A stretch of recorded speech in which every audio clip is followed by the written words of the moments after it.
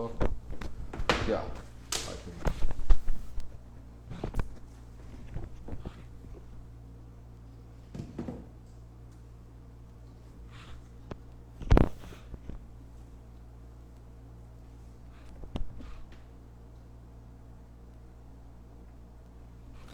Boa noite, pessoal. Já criada a sala, só esperar o pessoal só entrar.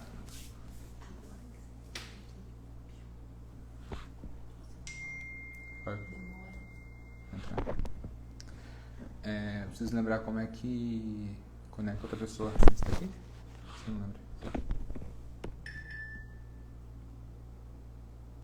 Aqui, isso aqui, isso.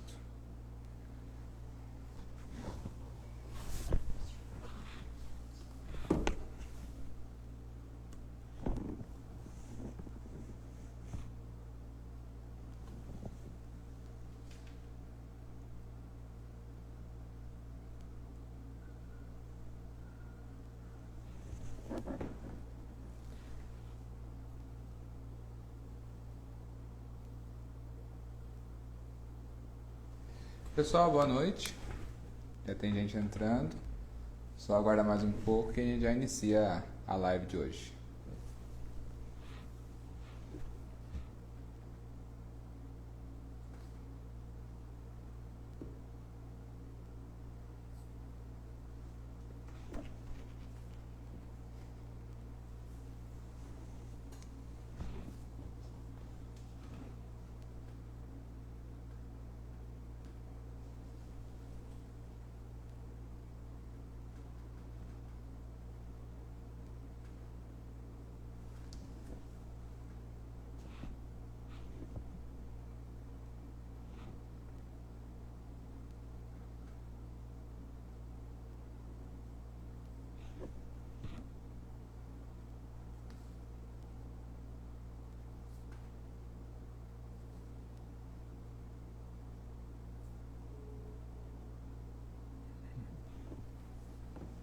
Pessoal, vamos lá, tá quase no horário.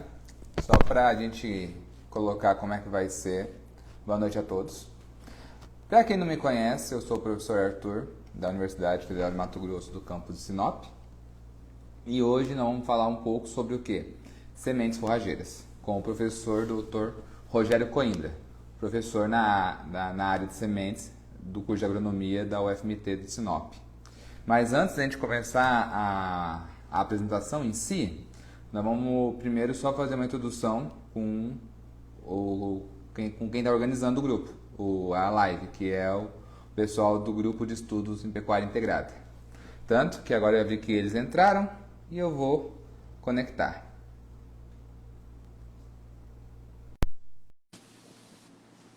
E já de antemão também falo que a ideia é ter uma apresentação em torno de 45 minutos até 1 hora e depois a gente vai entrar para a parte de perguntas, tá? Então fiquem à vontade para fazer perguntas, que a Janaíne, que é a presidente do Grupo de Estudos em Pecuária Integrada, o GEP, ela vai estar anotando e a gente passa as perguntas para o Dr. Coimbra no final da apresentação. Certo?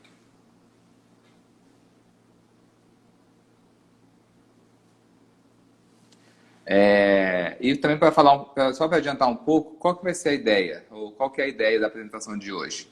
Vamos abordar algumas coisas interessantes com relação às sementes forrageiras, principalmente no que tange a qualidade das sementes, o que o produtor tem que ficar esperto na hora de adquirir, e o que o produtor pode fazer também para melhorar, no caso, o uso dessas sementes na área. Né? Então a gente vai abordar um pouco dessa forma.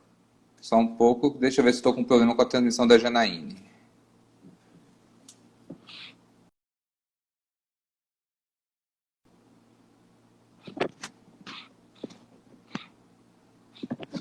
Acho que não está dando certo, que nós dois estamos solicitando ao mesmo tempo.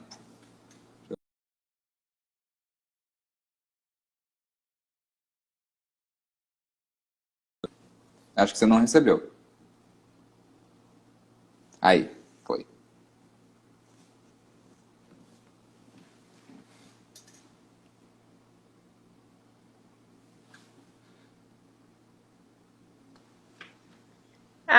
agora deu certo. Deu certo. Boa noite, Janaína, tudo bom? Boa noite, professor, tudo bem? Tudo já. Antes de passar a palavra para você, só para dar um outro aviso pro pessoal, antes que eu esqueça, que da vez passada eu esqueci. Pessoal, o Instagram ele meio que corta o vídeo quando chega em torno de 50 minutos a 1 hora de transmissão. Da vez passada a gente passou um pouco desse tempo e é muito provável que isso aconteça hoje. Então, só para avisar vocês, quando isso acontecer, daqui uns 45 minutos mais ou menos, a gente vai restabelecer a conexão, tá? Então, não se desesperem, vocês podem voltar, que o professor Coimbra vai continuar com a fala dele. Pode falar, Janaíne. Boa noite, pessoal. Eu sou a representante do grupo agora, né? Do GEP. E eu venho aqui falar com vocês um recadinho rapidinho para daí também não atrasar a live do professor Arthur, nem a live do professor Coimbra. Que a gente é um grupo de estudo em pecuária integrada da UFMT. A gente trabalha com alunos tanto da zootecnia, medicina veterinária, agrícola e agronomia. E atualmente a gente está com alguns trabalhos, e o professor até pode falar, acho que na live um pouquinho mais para frente, na última live que a gente falou, teve isso também. Aproveitar e mandar um abraço em nome do professor Dalton, em nome do professor Bruno, para o professor Coimbra e para o professor Arthur. Pedir rapidamente também para vocês seguirem a gente na nossa página no Instagram, @pecuária integrada. E também a gente tem um site com bastante coisa que a gente está atualizando para trazer um pouquinho de conteúdo para vocês estudarem nessa quarentena também. Lá a gente tem revisões, a gente tem artigos de nossos professores também. A gente tem um pouquinho sobre, a gente fala um pouquinho sobre com que a gente está trabalhando atualmente. Lá a gente também tem a história do GEP, então a gente pede para vocês entrarem no nosso site, que é www.pecuariaintegrada.com.br. Acho que é isso. Agradecer também ao professor Arthur por mais uma vez estar na nossa live, ajudando a gente.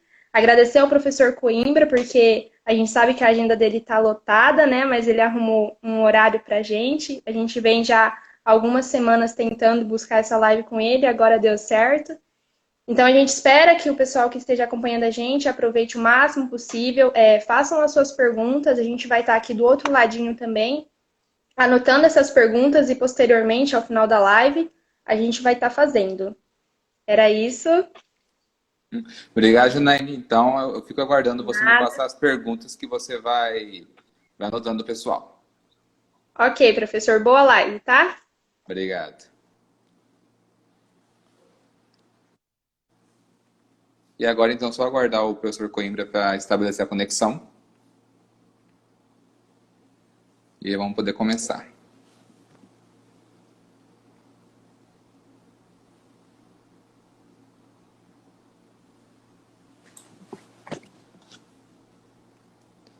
Vamos ver.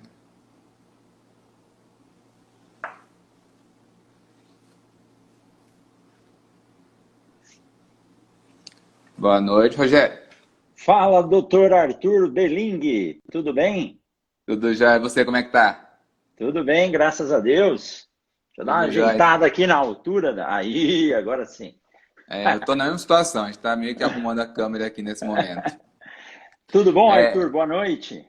Tudo já, boa noite. Primeiramente, Rogério, queria muito agradecer a sua participação e em ter aceito o convite para falar um pouco desse tema que para a gente hoje é muito importante, né? E de antemão, na verdade, eu queria primeiro pedir para você só falar um pouco, né, sobre você e o curso em si, né, do que você ministra lá no curso de agronomia da UFMT daqui. E depois disso a gente inicia o nosso papo. Então, obrigado novamente e fica à vontade. Legal, Arthur. Muito obrigado, viu? Gostaria de agradecer toda a equipe do GEP, você, o professor Dalton, o Bruno Pedreira, fez uma live aí com o Fábio essa semana, se eu não me engano, muito boa também. Muito obrigado pelo convite, viu? É sempre vocês. É sempre bom bater um papo sobre sementes e voltar a falar de sementes forrageiras, que foi a base da minha iniciação científica. Eu trabalhei durante os 5 anos de graduação com milheto, juntamente com o professor João Nakagawa, e foram esses 5 anos de graduação fazendo pesquisa com milheto que me ensinaram algo sobre a pesquisa, que cativou tanto e hoje a gente segue nessa linha. Então, Arthur, E, você me perguntou sobre, pediu para que eu falasse sobre a minha área de atuação. Assim como correto. você, o professor Dalton, eu sou docente aqui na UFMT em Sinop desde 2006. Eu atuo principalmente na cadeira de produção e tecnologia de sementes de grandes culturas no curso de agronomia, né? Oriento alunos de outros cursos também, mas ministro aulas apenas no curso de agronomia. E além da disciplina de produção e tecnologia de sementes, eu também ministro a disciplina que divido com outros professores também, assim como o professor Fabiano Petter, a disciplina de Agricultura 2, onde a gente trabalha com cana, mandioca, café e algodão, né? Mas o nosso foco é a parte de produção e tecnologia de sementes, e a linha de pesquisa específica é no controle de qualidade da produção, né? Nós temos um programa de controle de qualidade em produção de sementes, e a partir daí a gente desenvolve as nossas pesquisas e os nossos trabalhos. Certo. Então, nada mais justo do que para falar um pouco sobre sementes forrageiras, né? Trazer alguém que mexa especificamente com sementes. É E isso aí. nisso, eu já queria puxar realmente então para o tema da live em si. Quando a gente fala hoje de sementes de capins, a gente na verdade ainda tem alguns produtores que são um pouco mais tradicionais e que tem aquela base antiga de que não é tão importante pensar na semente de capim, uma vez que ele vai plantar uma única vez e depois que o pasto está formado, tá tudo certo. Só que hoje Exato. nós temos muitos produtores que aderiram ou utilizam em suas áreas os sistemas integrados de produção, especificamente o sistema de integração lavoura-pecuária. E todo Aham. ano esses produtores Precisa precisam refazer. adquirir sementes novas para poder semear e plantar na sua área. E acho que essa é a primeira pergunta, então, que acaba sendo importante. O que um produtor, na hora que vai comprar uma semente de capim, ele tem que verificar, pensando na qualidade da semente que ele vai adquirir? Olha, Arthur, é muito boa essa sua colocação e a evolução da agricultura e da pecuária hoje, principalmente com sistemas integrados, tem transformado essa cadeia, né? Inclusive eu não sei se ele está assistindo aí, mas quero mandar um abração para o meu amigo Pedro Henrique, colega de turma de República lá de Botucatu, Quinjil, que hoje ele é diretor de controle de qualidade de sementes na Matsuda, e hoje à tarde eu bati um papo com ele porque ele está bem mais antenado do que eu, né?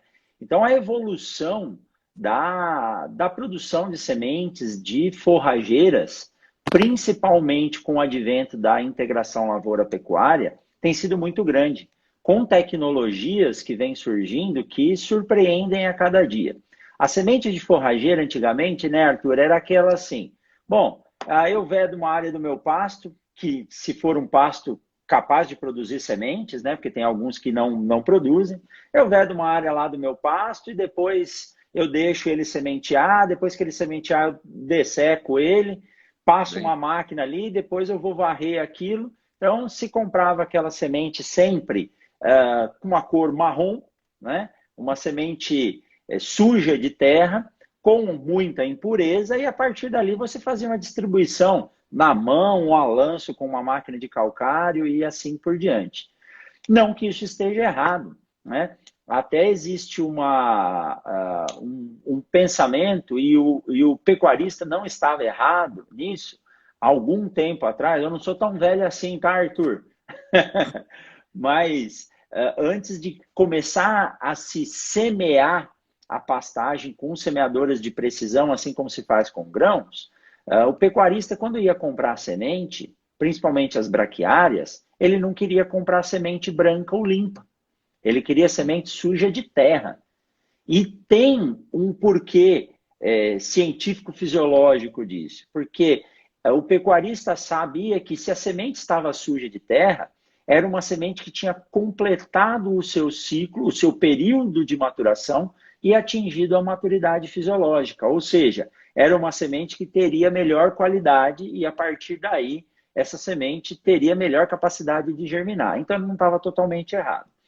Só que o que acontece? Com a evolução da tecnologia hoje, quando se vende uma semente de forrageira com alto padrão, ou seja, alto vigor e alta pureza, a indústria tem que garantir um bom potencial de germinação para essa semente, então ela não vai colher nem sempre essa semente do chão, ou se colher essa semente do chão, ela vai passar por um tratamento, que talvez a gente fale mais para frente aí sobre algumas tecnologias de incrustação, peletização, assim por diante.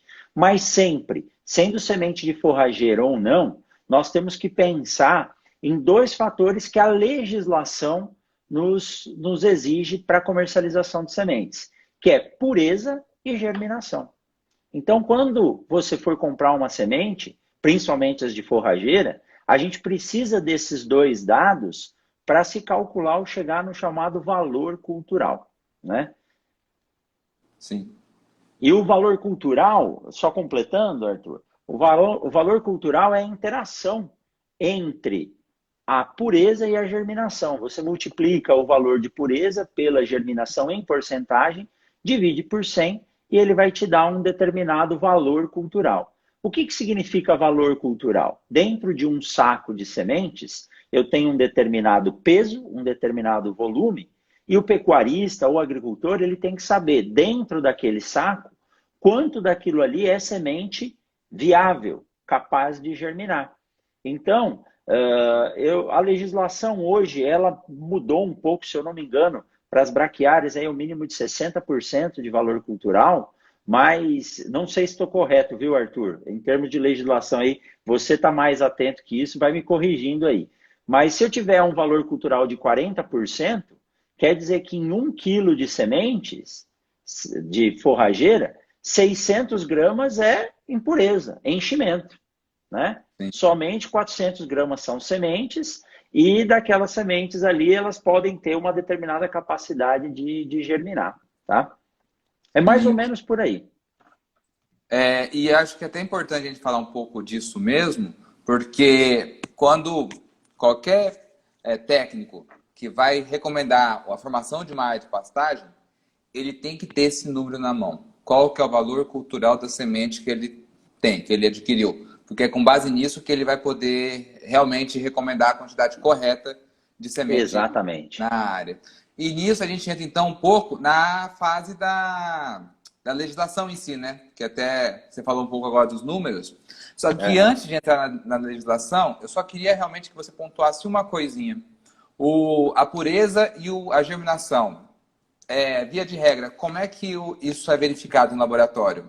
Assim, que é algo que o produtor consegue avaliar no campo ou realmente é o laboratório que analisa, então essa informação o produtor tem que ter com base no pacote da semente que ele comprou? Beleza. Arthur, antes de seguir aí, eu queria mandar um abraço para a galera que está entrando. Estou vendo aí, ó, o Neto Sela lá do GP Cides, o Fabinho, tem a Ana Cláudia, o Igor, o Carlos Eduardo Cabral, o Cadu, esse aí é colega seu, hein? Lá de Rondonópolis. de Cuiabá, Rondonópolis. É isso aí. O professor Eric está aí, ó, que já trabalhou com a gente. Academia da Soja, só fera aí. Então, Arthur, vamos lá então. Como se analisa? E tem uma pergunta aí que a gente já poderia responder, né? O Igor fez essa pergunta aí agora. Como que se calcula aí a germinação mínima em relação à comercialização? No laboratório, inclusive isso é a primeira parte da aula prática que a gente faz na disciplina de sementes. Começa lá pela amostragem, análise de pureza. Depois que eu faço a análise de pureza tendo as sementes puras, eu vou fazer o teste de germinação. Então, semente pura, o que é? Quando eu pego um lote de sementes, independente da espécie, existe uma norma chamada Regra para Análise de Sementes, do Ministério da Agricultura, e ela determina lá no seu quadro 1 da germinação, da análise de pureza, todos os padrões que eu tenho de tamanho de lote, tamanho máximo do lote, né? Por exemplo, se a gente pegar a braquiária, vamos lá, umidícola, 10 mil quilos um lote de braquiária. Se eu pegar um lote de sementes de soja, 30 mil quilos. Se eu pegar um milho híbrido simples, 90 mil quilos. Então eu tenho um lote, por que eu divido essas porções de sementes em lote? A intenção é que você colha lotes de áreas homogêneas, para que você tenha o mesmo padrão. Então essa semente, ela chega no laboratório, e é importante ressaltar aqui, Arthur, que quem manda a semente para o laboratório é a pessoa que tem interesse em saber os dados de porcentagem de germinação, assim por diante. Então, o responsável por fazer a amostragem e encaminhar a semente para o laboratório é o dono da semente, tá? Ou a empresa que está produzindo, ou se, como é 90% dos casos, quem produz a semente tem o seu próprio laboratório para fazer a análise. Então, essa semente chega para nós, nós vamos fazer a homogeneização desse lote, e principalmente se falando de forrageiras, onde nós temos muitas impurezas junto, né? Porque o processo de colheita das sementes já maduras no campo, quando ele é feito por aspiração, ou seja, se varre o chão, vem muita impureza junto. Então, lá no laboratório, a gente vai fazer essa homogeneização, separar uma porção de peso, que é chamada amostra de trabalho, e dessa amostra de trabalho vai ser feita a separação manual ou com o uso de sopradores do que é impureza e do que é semente. Aí, a partir daí, a gente faz um cálculo e chega a uma porcentagem, 60, 70, 80, 90, até 100% de pureza. Tá? Em geral, nas forrageiras, se varia aí de 40% a 60% de pureza quando a semente é comercializada com esses enchimentos ou com as impurezas. Quando é semente pura, é outro padrão, tem que ter só 100% da semente. E a germinação? Dessa porção sementes puras, veja bem, somente da porção semente pura. Lá no laboratório eu separei o que é impureza e separei o que é semente pura. Dessa porção semente pura, eu vou montar um teste de germinação para as forrageiras, que podem durar aí de 7 até 35 dias. É um teste longo, demorado. Por quê? Porque existe um padrão aí que talvez vão nos perguntar, né? As sementes forrageiras, elas têm embutida a tal da dormência, que é um bloqueio, mesmo ela estando apta a germinar, ela não germina. Então, nós vamos fazer o teste de germinação e, ao final desse teste, nós vamos computar quantas plântulas normais emergiram daquela porção de sementes puras. E, a partir daí, obtendo-se porcentagem de pureza e porcentagem de germinação, eu multiplico os dois, divido por 100 e chego no valor cultural. Esse valor cultural é o que o produtor vai utilizar para dispor essas sementes lá no campo, em função do peso das sementes e assim por diante, tá? Certo. E só já, então, até respondendo a pergunta que o Igor fez, né, o Igor Oliveira, Uhum. a atual, ou melhor, a legislação mais recente que a gente tem é a Instrução Normativa número 30, de 21 de maio de 2008. Oi. E ela, qual que é a exigência? Para braquiárias, brisanta e rusesienses, 80% de pureza e 60% de germinação, o que vai dar um valor cultural de 48%, no mínimo.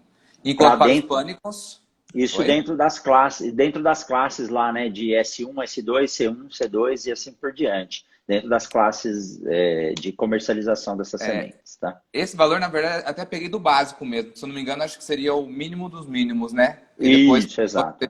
melhora. E para as sementes de pânico, que são sementes menores, mais leves e mais complicadas, 50% de pureza e 40% de germinação, o que nos dá um mínimo de 20% de valor cultural. É isso mesmo. Só que aí a gente entra em outro tópico que eu queria perguntar para você, Rogério. A legislação, essa instrução normativa número 30 de 2008, ela não exige das empresas a germinação. Ela possibilita às sementeiras fazer o chamado teste de viabilidade, não é isso? Eu queria que você explicasse o que é esse teste de viabilidade e se ele realmente pode ou não pode ser confrontado com a germinação. Muito bom você perguntar isso, viu, Arthur? Estou ficando de lado aqui para não aparecer em cima das perguntas aí. Estou tentando encaixar aí. Arthur, esse é um ponto importantíssimo. Essa instrução normativa do Ministério, ela permite que a semente seja comercializada apenas com o resultado de viabilidade. Olha, quem me segue aí no Instagram, Rogério A. Coimbra, o professor Rogério Coimbra, se entrar lá no IGTV, vai ver que tem um vídeo que eu fiz uma vez. Eu parei o carro, foi na safra passada. Eu parei o carro e falei, eu preciso gravar um vídeo e mandar isso para os produtores para que eles entendam o que é viabilidade. Então, veja bem, quando a gente avalia sementes, pelas normas do Ministério, eu só avalio pureza e germinação. né? Na pureza eu tenho que ver se tem sementes contaminantes, assim por diante, que podem condenar o lote inteiro. Os testes de vigor, e aí entra o teste de tetrazóleo, ele não é estabelecido para a maioria das culturas. Mas no caso das braquiárias, no caso das forrageiras, a viabilidade ela pode ser computada. Eu acho até engraçado porque o teste de tetrazóleo é um teste que ele precisa de uma acurácia muito boa, de uma precisão muito boa e de treinamento do analista. Porque você precisa, primeiro, conhecer muito bem a morfologia dessas sementes, a estrutura delas, né? O que é tecido de reserva, o que é cobertura protetora, o que é tecido primário de embrião, e através desses tecidos eu vou dizer se essa semente está viável ou não. E dentro do teste de tetrazóleo, a gente avalia o vigor e avalia a viabilidade. O que quer dizer a viabilidade? Tetrazóleo é um sal, 2,3,5-trifeniltetrazóleo, que ele é incolor quando solubilizado em água, mas a partir do momento que ele entra em contato com um tecido que passa por um processo de respiração, ele reage com algumas enzimas e muda a cor desse tecido, né? Ele muda essa cor do sal ligado, que se liga a esse tecido e forma um composto estável chamado formazan. Esse formazan tem a cor que varia de um rosa bem leve até um vermelho bem forte, né? Chegando lá com quase um púrpura. Quanto mais intensa a cor desse formazan, quer dizer que o tecido está com um processo respiratório mais acelerado. Então, a gente tem escalas graduais para avaliar se o estado daquele tecido que compõe a semente está vivo, sadio ou morto. Né? Então, se ele está muito vermelho, quer dizer que aquele tecido já está num processo de deterioração. Ou seja, aquela semente não pode ser armazenada, ou se ela for para o campo, muito provavelmente ela não vai conseguir vencer o processo de germinação e dar origem a uma plântula normal. Se não colorir e ficar branco, aí quer dizer que o tecido está morto. E aí as tonalidades de rosa mais claro, quer dizer, olha, é um tecido que está sadio, vivo e com um padrão de respiração adequado. Isso me diz o quê? Que as estruturas da semente estão vivas. Mas isso não quer dizer que essa semente vai germinar. Ela tem a possibilidade de germinar. E aí está o pulo do gato. E aí está o problema. Quando eu falo que uma semente tem 80% de viabilidade, quer dizer que daquelas sementes puras que eu separei lá no teste, na análise de pureza, 80% delas têm seus tecidos viáveis que podem dar origem a plântulas normais. Mas se elas vão dar origem à plântula normal ou não, vai depender de outros fatores. E quando a gente leva isso para o campo, entram os fatores ambientais, né? Que aí a gente pode falar mais lá para frente sobre tratamento, método de semeadura e assim por diante. Então, a legislação permite que a comercialização das sementes forrageiras seja feita através da viabilidade. Grandes culturas não. Mas precisa tomar muito cuidado e, além da viabilidade, ter um resultado de teste de germinação na mão para saber se realmente aquilo vai ocorrer. Porque a semente ela pode estar viável, mas ela pode não ter vigor suficiente ou energia suficiente para poder fazer aquela estrutura continuar se desenvolvendo. Né? Ou se ela sofrer alguma variação ambiental que impeça o desenvolvimento adequado dela. Então eu faço esse alerta e essa pontuação. Para quem for adquirir um material e tiver um resultado de viabilidade alto, a probabilidade que aquelas sementes viáveis se transformem em plantas produtivas é uma probabilidade alta, mas isso pode não ocorrer. Tá? Então a gente só vai saber disso mesmo a hora que a gente tiver a plântula que foi originada por aquela semente. Então, viabilidade diz se a semente está viva e com as estruturas adequadas. Não quer dizer que ela vai germinar e dar origem a uma planta produtiva. Então, precisa tomar cuidado com isso, tá? Sim. E, na verdade, se eu não me engano, teve uma, como é que eu posso até chamar aqui? Uma consulta pública em 2013, e uma nova discussão em 2015, que o pessoal estava tentando melhorar os padrões das exigências dessa instrução normativa, né? Mas não Aham, conseguiram muito, ainda tem muita resistência com relação à elevação no padrão de qualidade exigido pela legislação. Eu queria saber exatamente. de você o motivo disso. Assim, você até falou um pouco no início que a dificuldade do capim, que para a gente ter realmente aquela semente que está madura, é aquela que caiu no chão, não é isso? Quando ela está se formando lá, as Exato, sementes de exato. capim. Isso dificulta muito esse processo, então, de pureza, ou, igual você falou, a germinação vai diminuir bastante se a colheita foi feita antes. Então, a gente pode pensar que essa dificuldade específica que o capim tem é um dos problemas da gente não ter uma legislação tão exigente, igual é para grandes culturas? Sim, exatamente, Arthur. A variação de finalização do processo de maturação e maturidade fisiológica das sementes de forrageiras, dessas gramíneas, é grande, né? Então, a existência das chamadas sementes xoxas é muito grande. Isso tem que ser separado no processo de beneficiamento e assim por diante. Achei engraçado aqui que nosso aluno lá, o Lucas Bartolomeu, fez sementes há pouco tempo, né? E viu a dificuldade de fazer tetrazole em soja, ele escreveu aqui, pô, para fazer semente, para fazer tetrazole em forrageira tem que ser muito bom. Se você imaginar, eu tinha uma imagem, até procurei para compartilhar aqui agora, mas não achei, que é comparar sementes de milho, soja, feijão com a braquiária.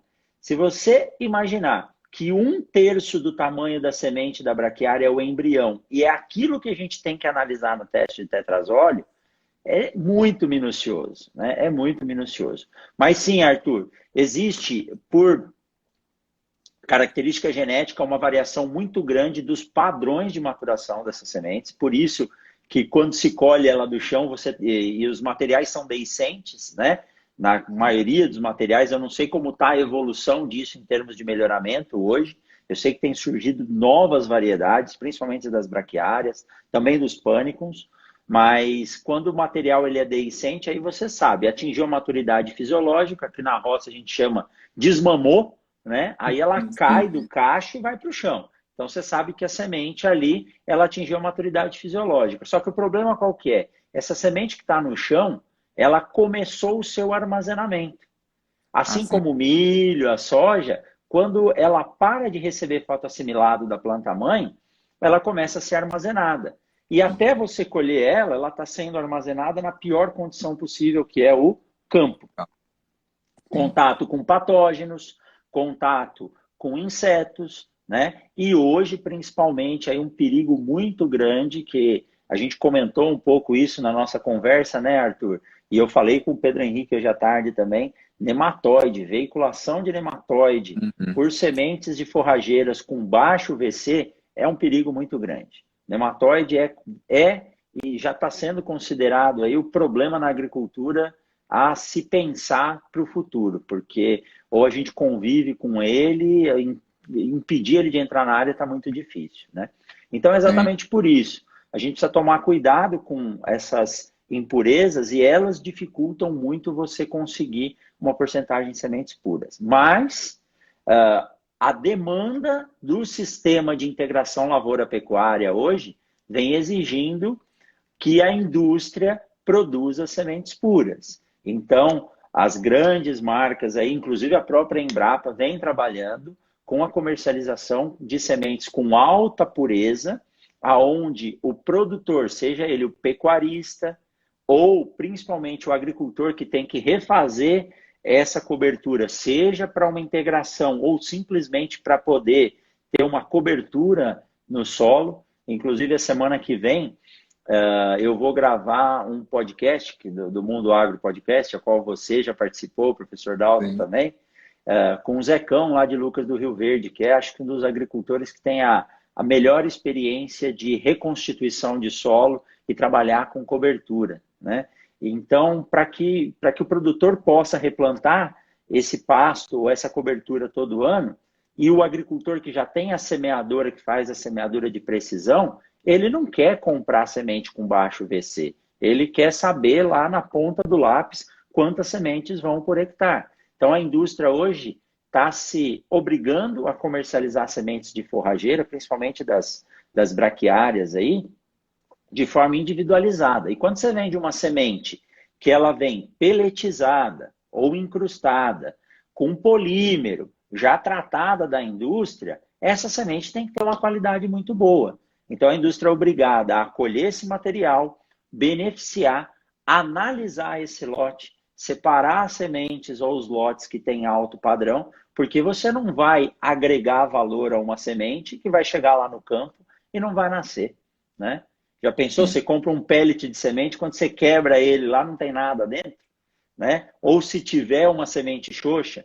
Então a indústria tem se tecnificado e tem surgido novas tecnologias aí que ajudam o produtor a ter mais precisão. Eu acho que isso é uma das coisas interessantes do mercado em si. Apesar da nossa legislação não ser tão exigente, não é difícil você encontrar empresas que vendam sementes com padrão muito mais alto do que o mínimo exigido pela empresa. Um exemplo que eu tenho foi que na safra passada, eu vi um lote, na verdade, foi recebido numa fazenda aqui no norte do Mato Grosso, um lote de semente de capim rusiziensis, que quando eu fui ver o valor cultural, eu me assustei do ponto de vista positivo. 84% de valor cultural no pacote. Pô. Eu olhei assim e falei, nossa, essa semente deve ter sido muito cara. Quando eu fui ver, foi R$ 9,40 o quilo da semente. Ela tem que ter lá uns 80% de pureza e mais de 60% de germinação para dar isso, né? Seria algo bem maior que isso. Então, assim, essa seria a minha próxima pergunta para você.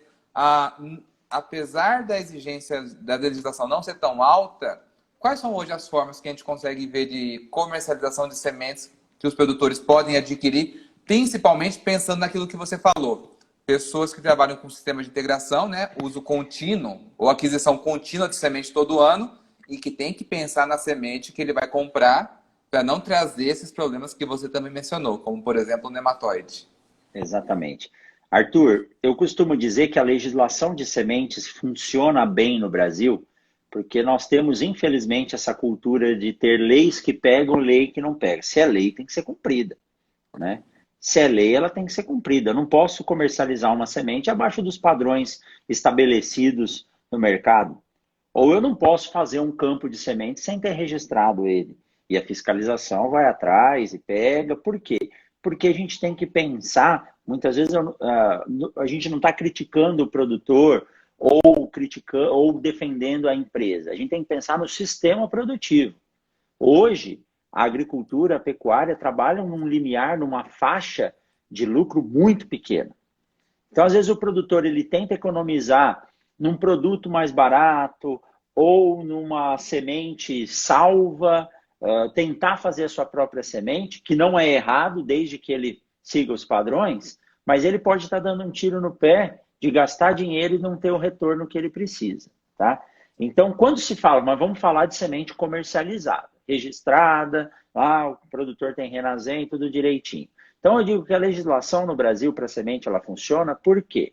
Se eu comprar uma semente ruim e você é meu vizinho de fazenda, e todo vizinho trabalha mais ou menos do mesmo jeito, né? A gente se preocupa mais em olhar o que está do lado da cerca de lá do que o nosso de cá.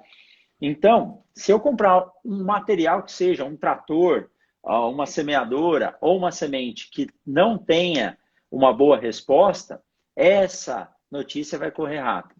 Então, o produtor, se ele comprar uma vez uma semente de forrageira que dê problema para ele, que venha com plantas daninhas, ou que não germine, ou que não tenha o padrão que foi vendido para ele, ele nunca mais liga para aquela empresa, ou ele nunca mais recebe o agrônomo, o zootecnista, quem foi lá na fazenda vender isso para ele.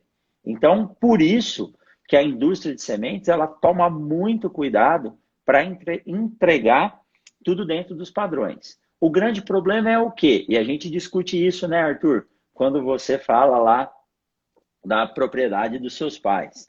É difícil você conseguir comprar semente de forrageira, seja ela de milheto, seja ela de braquiária, ou o que for, né? Quanto tempo você demora? Você consegue, mas às vezes vem de longe, às vezes a semente nem está pronta ainda, o pessoal vai fazer. Então, O grande problema hoje é que a demanda da agricultura e da pecuária brasileira é maior do que nós temos para oferecer em termos de mercado. E aí acaba se comercializando o que tem para poder atender. E esse o que tem nem sempre está dentro dos padrões de qualidade. E outro fator, antes de responder a sua pergunta ainda. Quando a gente pega aqui, ó, estou com os padrões da instrução normativa aí de 2008 aberta aqui, tem uma lista lá, ó, porcentagem de semente pura, porcentagem mínima de germinação. A gente nunca pode trabalhar com os mínimos. Mínimo é garantia. Mas se você pensar que você vai comprar uma semente de braquiária, ela vai ser produzida lá em Rondonópolis e vai ter que viajar para a Alta Floresta. Essa semente vai passar pela caçamba de um caminhão, vai ser manuseada. Depois o produtor vai querer fazer algum tratamento, né? Mesmo assim, a mesma coisa com sementes de soja, milho. Então, se eu trabalhar no limiar do que a legislação pede, na hora que chegar na mão do produtor, não é mais semente. Concorda comigo? Não é mais semente. Aí ele semeia e fala, pô, mas isso aqui não está respondendo o que aconteceu, o que foi pedido. É por isso que muitos produtores, e na live que eu fiz ontem, né, uma live muito boa com o pessoal lá do PET, da Universidade Federal de Uberlândia, nos perguntaram por que não entra as questões de vigor na comercialização de sementes, porque cada espécie tem a sua característica. Mas o que a gente teria que entregar para o produtor é o que a semente vai passar no campo lá mesmo, né? A gente não pode testar um soldado para saber se ele é bom ou não, mandando ele para um resort. A gente tem que soltar ele no meio do Xingu e falar para ele, ó, te espero daqui 5 dias em Cuiabá. Se o cara chegar lá, pode ir para a guerra. Se não aparecer, não aguentou, né? Então, são os testes de estresse que fazem isso. Mas o que o produtor deve observar? Primeiro, ele tem que ter um boletim da empresa, ele tem que pedir o boletim com esses dados reais e não de padrão mínimo. Se eu comprar semente, pode vir escrito lá. Senhor Rogério, a semente que o senhor adquiriu tem um padrão mínimo de 80% de germinação, de pureza e 60% de germinação. Eu não quero saber o padrão mínimo exigido. Eu quero saber o que tem realmente lá. Então, eu posso exigir da empresa esse teste. Se ela não fizer, eu contrato um laboratório e testo esse lote, né? Aí, se não tiver dentro do mínimo, se devolve. Ou, se tiver acima do mínimo, você faz os cálculos para saber a densidade ou a população. Porque vamos fazer um case aqui. O Arthur compra a semente para semear lá numa área dele que ele está reformando, e aí ele comprou lá com padrão mínimo. Comprou uma brisanta lá, 80% de pureza e 60% de germinação. Tá? Então vamos lá. 80 vezes 60... 48% de valor cultural. 48% de valor cultural. Ou seja, para cada quilo de semente, cada quilo de produto, 480 gramas são semente, tá? Vamos fazer uma conta só para ficar claro para quem está nos ouvindo aqui. Vamos pensar que nessas cada semente pesa 1 grama. Não é isso. Então, vamos dizer que eu teria 480 sementes lá dentro.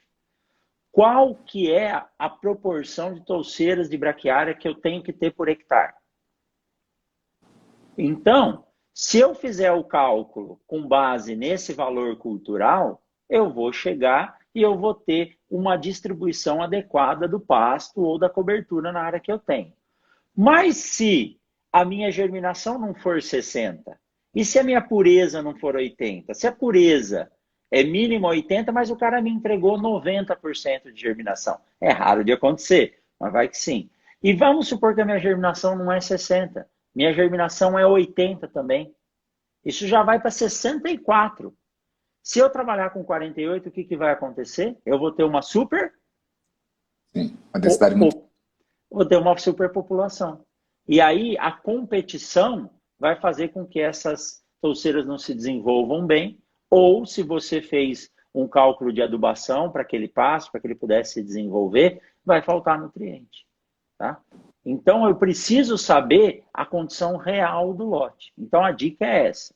Ou você pede para quem te vendeu te entregar o valor real, ou você busque fazer isso num laboratório credenciado, para que você possa trabalhar com números exatos. Melhor, para que você possa trabalhar com precisão. Não basta ser exato, né? Porque o atirador ele pode dar um monte de tiro no mesmo buraco, mas o buraco está fora do centro do alvo. Eu preciso Correto. ser exato e preciso ser preciso para fazer isso, tá? Sim. É Não, isso, é é isso aí. interessante. E você falou agora há pouco sobre sementes pelletizadas, sementes, né? Eu queria ver com você, Incrustadas. incrustadas. Eu tenho uma dificuldade para falar essa palavra. Mas o que seria isso? O que seria essa formação desse pellet? Que benefício que isso traz para uma semente, né? Quando a indústria faz esse beneficiamento. Arthur, assim como nas sementes de grandes culturas, quando uma semente de forrageira ela é comercializada com uma tecnologia, que é a tecnologia de pelletização ou incrustação. Primeiro, vamos tentar dividir aqui em 3 porções que são agregadores de qualidade à semente. Veja bem, por favor, não me entendam mal. Agregador de qualidade não é melhorar a qualidade da semente, mas melhorar a forma, a capacidade dela se manter. Nós podemos trabalhar com 3 tipos de recobrimento da semente. O mais simples de todos, que é aquele utilizado no tratamento de semente, é a chamada peliculização. Peliculização, aonde eu aplico uma camada de um produto que vai alterar a cor da semente em geral, para que eu possa observá-la melhor. E isso começou com as sementes de hortaliças. Você imagina uma sementinha de alface que é preta ou cinza, tem até sementes brancas de alface, mas a maioria é preta ou cinza, sendo colocada numa célula de uma bandeja com 128 células, onde ela foi preenchida com casca de arroz carbonizada. Então, a semente preta no substrato preto. A pessoa que está colocando lá, eu já aqui com meus 42 anos, que eu ganhei um óculos, se eu estiver semeando lá, eu não vou saber se eu coloquei aqui no lugar ou não. Então, o que eles faziam? Pintavam a semente de outra cor para que você soubesse que dentro de cada célula tinha uma outra semente. Então, a peliculização, ela recobre a semente com uma tinta, geralmente para mostrar que aquela semente tem um produto para tratamento, seja ele um fungicida, um inseticida, um nutriente ou inoculante. Não altera a forma da semente, tá? Depois, nós vimos para o outro processo, que é o processo de incrustação. A incrustação, você aumenta o volume dessa semente, mas você não altera o formato dela. Se eu pegar uma semente de braquiária, ela vai continuar sendo algo ovalado, com as 2 extremidades mais agudas, mas com volume maior de produto. Então, a semente está lá dentro incrustada com material de enchimento, de recobrimento. Tá? Para isso, existem equipamentos, técnicas, e para que você faça esse processo, começando aí pela incrustação na semente, que é um processo caro, né? Chegou no Brasil através de uma tecnologia holandesa, patenteada, que as empresas compram essa tecnologia para poder utilizar. E esse processo de incrustação, você tem que ter, ele é caro, então aumenta o valor da semente, agrega valor a ela, e eu tenho que ter a garantia que tem uma semente dentro daquele pellet. Porque dependendo da forma que for feita, se tiver um grãozinho de areia lá dentro, ele vai ser incrustado e vai ficar no formato de uma semente, né? Mas a incrustação não altera o formato.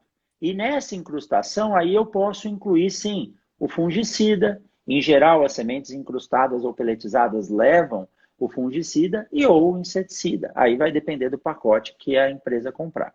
E aí o terceiro, que é o mais tecnológico, mais caro, é a pelletização. Aí eu altero o formato. Eu pego uma semente de braquiária ou uma semente de alface, que ela é compridinha, e eu transformo ela numa bolinha, numa esfera perfeita, com uma cor verde fluorescente, com seus agregadores lá, os polímeros, os micronutrientes, os enraizadores e assim por diante. Tá? Então, para cada processo desse, eu agrego um valor. Então, hoje, quando o pecuarista ou agricultor quer utilizar a semeadora a vácuo que ele tem para fazer a semeadura de precisão de um pasto ou de uma cobertura, ele muito provavelmente vai querer uma semente ou incrustada ou peletizada. Porque as garantias desse... Ao meu ver, uma semente incrustada ou peletizada, ela tem 100%, já começa com 100% de pureza. Certo. E aí a germinação dela, então quer dizer, o valor cultural desse material vai ser bem alto. E uma coisa que você falou é verdade, Arthur. Se a gente pegar 10, 15 anos atrás, 1 quilo de semente pura de braquiária brisanta era caríssimo. Caríssimo. Mas a demanda aumentou, a produção aumentou, o preço ele é diluído. Assim como esses processos, né? A incrustação, a peletização, a peliculização, isso traz uma facilidade para o produtor, que nas sementes de grandes culturas a gente chama de finish seeds, ou de sementes prontas. O pacote de semente chegou, você joga dentro da caixa da semeadora e sai plantando. E eu vejo num futuro não tão longo que você não vai nem precisar abrir saco de semente. Assim como é feito em outros países, vem uma caixa plástica, como se fosse uma caixa retornável, né? Lá eles chamam de Probox. Você engata ela em cima da semeadora, semeia e depois você só devolve a caixa para quem te vendeu a semente. Então é um processo a menos para fazer. Então isso é uma tecnologia muito boa, fora outras que vem vindo aí, né? Conversei com o Pedro hoje, ele começou a me falar de uma tecnologia que vem surgindo aí, mas são tecnologias que agregam valor à semente, tornando a vida do pecuarista ou do agricultor mais tranquila. É caro ainda? Ainda é caro. Mas com o aumento, né? Vocês que trabalham aí com o grupo de pecuária, muito bem com essa questão de integração, está crescendo muito, né, Arthur? Sim. Nós temos... Você é um produtor rural, né, seu pai, que planta pasto, mas não vê uma cabeça de boi dentro da sua fazenda. Não é isso? Sim. Se tivesse, você colocaria lá. Mas você está pensando no sistema produtivo como um todo, né? Esse pasto vai agregar valor ao seu solo para a próxima safra de milho e soja. Mas se tivesse algum pecuarista próximo a qual pudesse utilizar o seu pasto para colocar na chamada invernada, aqui no período seco, o boi dele, sim. E como eu falei com o Zecão, né? Às vezes a gente passa nessas áreas que tem integração de forrageiras com as plantas principais de agricultura, e aqui no Mato Grosso, agora nós estamos entrando em junho, julho, que é um período seco, você passa nessas áreas e vê o pasto verde. Quando eu ia para Campo Novo do Parecis com os meus alunos, com a Cibele, com o Fernando, a gente passava nas áreas e falava, como pode? Tudo amarelo e onde tem aquela braquiária verdinho, verdinho. Ah, não, tem irrigação subterrânea aí, mas não tinha. Não tinha, né? É a capacidade do sistema se manter e reter água. Antes, eu estou vendo aqui que tem algumas perguntas, daqui a pouco eu vou entrar nelas, é que eu vou puxar esse seu tema aqui. puxar esse seu tema para um assunto que a gente já tem colocado aqui. Você falou sobre o preço aumentar dessas sementes, né? Que, em virtude desses tratamentos que eles recebem, mas o que a gente tem visto é que hoje, o produtor que vai plantar a semente de capim, normalmente tem duas opções. Ou ele consegue adaptar alguma caixa e colocar ele na semente na profundidade correta, ou ele joga a lanço e enterra com uma grade fechada para ver se ajuda. Só que as taxas de semeadura são diferentes. Quando o produtor coloca na profundidade correta, ele pode diminuir a taxa, enquanto o produtor que for jogar a lanço vai ter que aumentar. E acho que o que você falou, então, acaba impactando naquele produtor que já consegue fazer a semeadura na profundidade correta. Porque, no caso, ele pode economizar, então, um pouco a quantidade de semente, já que ele vai colocar na profundidade que ela deve ser alocada. Então, eu queria já puxar esse assunto com você. Qual seria a dificuldade de uma semente de capim quando a gente joga ela a lanço e só passa uma grade fechada? Por que aumentar essa taxa de semeadura? Porque, afinal de contas, isso pode encarecer um pouco, pelo menos, a compra de insumo para o produtor, né? Então, tem pode não, e encarece, viu? Arthur, embora pareça complexo, o entendimento disso é simples. E é muito bom você perguntar isso, porque às vezes passa batido e o produtor acaba comprando a mais sem saber. Quando eu trabalho com um leito de semeadura preparado ou com uma máquina que tem a condição de cortar a palha, abrir o sulco, depositar a semente, depositar o adubo e fechar a semente, eu estou dando uma condição para a semente em que ela vai ter contato efetivo com o solo e durante a primeira etapa do processo de germinação, logo após a emissão da raiz primária, quando a germinação realmente ocorre, antes da plântula sair do solo, ela está protegida da incidência direta de raios solares. Então, o que acontece? A planta precisa do sol? Precisa. Mas a gente tem que lembrar que essa plântula que acabou de germinar, ela é muito tenra, ela ainda não está fazendo fotossíntese, ela é muito sensível.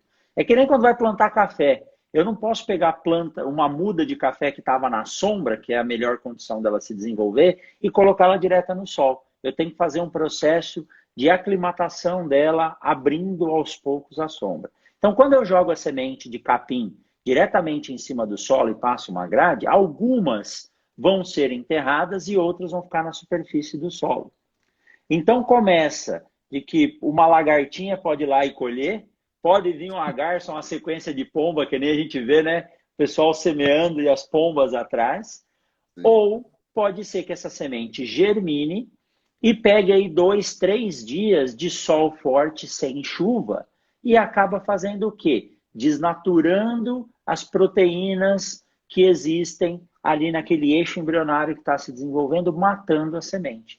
Então, por isso que quando eu faço a lanço, eu tenho que colocar uma quantidade maior de sementes para garantir a efetiva população trabalhada. Estou vendo que você está olhando aí para o relógio, Arthur. Daqui a pouquinho você vai receber uma mensagem aí de que vai terminar, né? Mas, na verdade, pessoal, para quem a gente não conseguir responder, fiquem à vontade para mandar um direct para mim, ou para o Arthur, ou para o Jeff mesmo, tá? Que a gente tem o maior prazer em responder.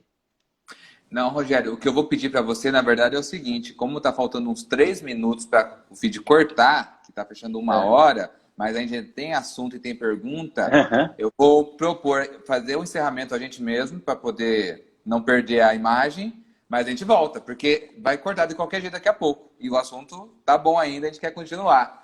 Então, eu vou encerrar agora aqui só o feed. Eu vou pedir para você, na hora que terminar aí, eu só vou pedir para você salva o seu vídeo no IGTV para ele ficar disponível, que é o pessoal lá do grupo de pesquisa que eu mandei vai ficar salvo. Então, você salva ele aí.